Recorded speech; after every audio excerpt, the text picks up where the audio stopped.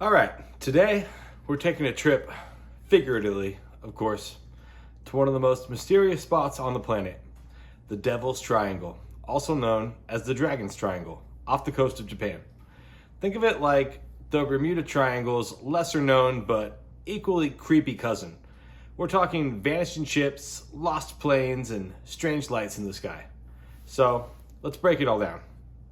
Hey everyone, welcome to Into the Mystic. This is the channel where we explore all things mysterious, strange, supernatural, haunted, or unsolvable. I'm your host Tyler, and today we're talking about the Devil's Triangle in Japan. Remember that fake surveys say liking and subscribing will increase the size of whatever body part you want, so hit that button. Alright, so first off, what exactly is the Devil's Triangle? Well, it's an area in the Pacific Ocean near Japan, roughly between Taiwan, the Bonin Islands, and part of the Philippine Sea. It's got a reputation for being a place where ships and planes mysteriously disappear, sometimes without a trace. And we're not talking about just a handful of cases. Over the years, hundreds of vessels have been lost here, fueling all kinds of theories. The Japanese have their own name for it, Mao no Umi, or Sea of the Devil. And legends about strange occurrences in this area go back centuries. Some believe it's haunted, others think it's more scientific, and then there are the wild theories. Those involve aliens and underwater portals. But before we get ahead of ourselves, let's dig into the history. All right, let's talk about some of the biggest mysteries tied to the Devil's Triangle. One of the most mysterious incidents involves Japan's Kaiomaru No. 5, which was a research vessel sent to study the area in 1952. This wasn't just any ship, it had a crew of 31 skilled researchers and sailors on board, and then it just vanished.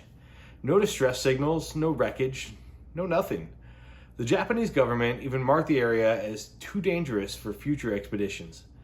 But this mystery goes way further back. Legends say that in the 13th century, Kublai Khan tried to invade Japan twice. Both times, his fleet was destroyed by mysterious, violent storms, sinking thousands of ships and killing tens of thousands of soldiers. The Japanese called these storms kamikaze, or divine wind. Some say it was just bad luck with typhoons, but others think the Devil's Triangle played a role. Then we've got modern cases. Fishing boats have disappeared here at an unusual rate. Planes flying over the area have reported sudden instrument malfunctions, and in some cases, they've gone completely off radar. And let's not forget about the ghost ships. Abandoned vessels found floating aimlessly with no crew in sight. So, what's actually going on here? Well, depends on who you ask. Scientists have a few theories. One of the most common explanations is methane hydrates. Basically, massive pockets of methane gas build up under the seafloor. When they suddenly release, they can create bubbles big enough to make ships lose buoyancy and sink almost instantly. It sounds wild, but it's a real phenomenon. Another theory? Underwater volcanoes. The Pacific is home to a ton of seismic activity, and undersea volcanoes could create sudden changes in water currents, which could definitely mess with ships. And add in rogue waves, and you've got a recipe for disaster. But then there are the less than scientific explanations. Some believe the Devil's Triangle is home to an ancient lost civilization, kind of like Japan's version of Atlantis. In fact, off the coast of Japan's Yonaguni Island, divers found what looks like a massive underwater structure, complete with steps and terraces. Could it be proof of an advanced society that mysteriously disappeared? Maybe. And of course, there's always the alien angle. UFO sightings have been reported in the area for decades, with people claiming to see strange lights moving in ways no human-made craft could. Could there be an underwater alien base in the Devil's Triangle? If you're into that kind of thing, it's definitely fun to think about. You don't have to look too far to find people with crazy stories about the Devil's Triangle. Fishermen have reported seeing strange whirlpools suddenly forming in calm waters. Some have seen eerie, glowing lights under the surface.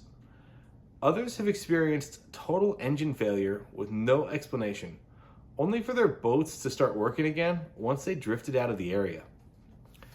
One of the eeriest stories comes from a pilot who flew over the triangle in the 1970s. Mid-flight, all of his instruments went haywire and his radio cut out.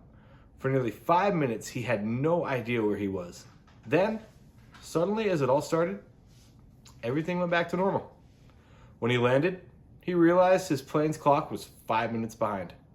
Almost like he had lost time. Then there's the case of a group of divers exploring the underwater Yonaguni ruins.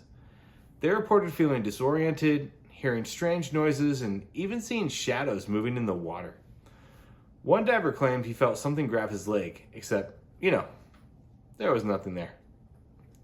So, what's happening in the Devil's Triangle today? Well, ships and planes still pass through the area all the time, but it's definitely one of those places that gives people the creeps. Scientists continue to study the strange geological and oceanic phenomena that might explain some of the mysteries.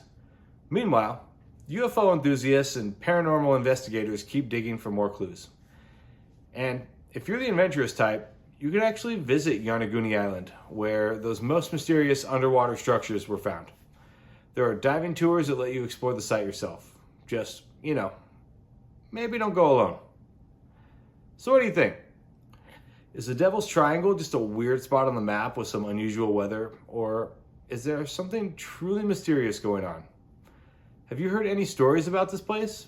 Let me know in the comments. And if you love digging into the world's strangest mysteries, make sure to like, subscribe, and hit that notification bell. Thanks for hanging out today. Stay curious, stay safe. This is Into the Mystic, and we'll see you next time.